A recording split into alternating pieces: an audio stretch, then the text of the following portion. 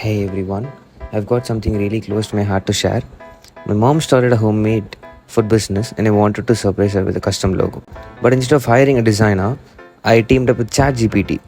Yeah, you heard it right.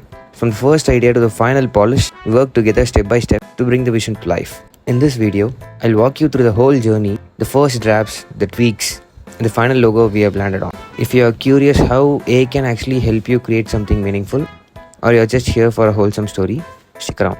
Let's get into it.